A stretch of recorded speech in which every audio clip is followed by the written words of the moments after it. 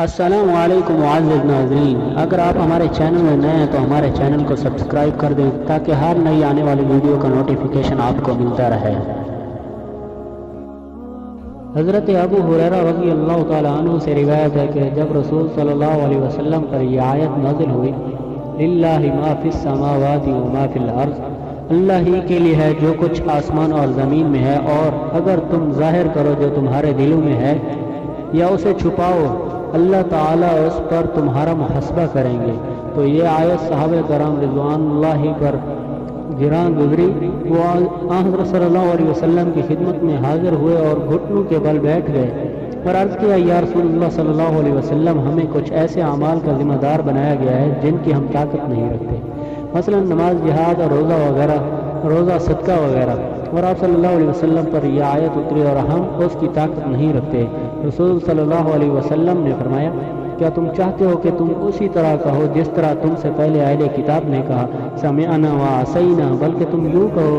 سمعنا واطعنا۔ جب اس دعا کو صحابہ نے پڑھا اور ان کی زبانوں پر یہ رواں ہو گئی تو اللہ تعالیٰ نے اس کے بعد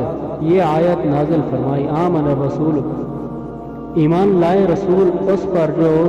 ان پر ان کے رب کی طرف سے اتارا گیا، اور مومن بھی ایمان لائے، سب ایمان لائے اللہ پر اور اس کے فرشتوں پر اور اس کی کتابوں پر اور اس کے رسولوں پر۔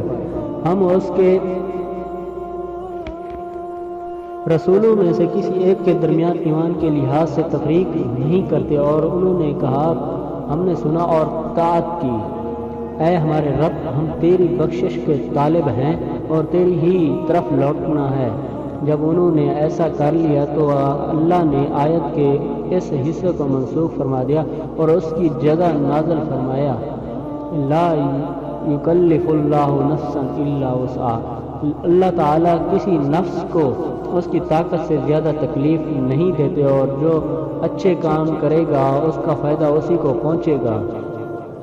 اور جو برے کام کرے گا اس کا وبال اسی پر ہوگا۔ اے ہمارے رب، ہماری بھول اور غلطیوں پر ہماری گرفت نہ فرما۔ اللہ تعالیٰ کی طرف سے جو جواب ملا، بہت اچھا،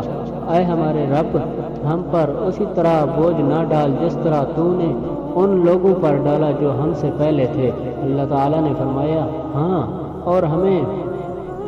معاف فرما دے اور ہمیں بخش دے اور ہم پر رحم فرما، تو ہی ہمارا کارساز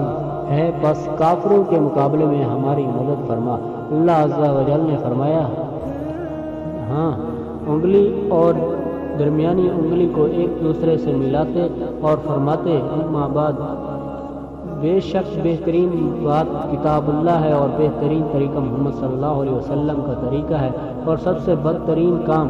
دین میں نئے نئے کام ہیں، اور ہر بدعت گمراہی ہے۔ اور آپ صلی اللہ علیہ وسلم فرماتے ہیں کہ ہر مومن پر اس کی جان سے بھی زیادہ حق رکھتا ہوں۔ جو شخص مال چھوڑ کر جائے تو وہ اسے کے ورثاء کے لیے ہے، اور جو آدمی قرض چھوڑ جائے یا کمزور اہل و عیال چھوڑ جائے وہ میرے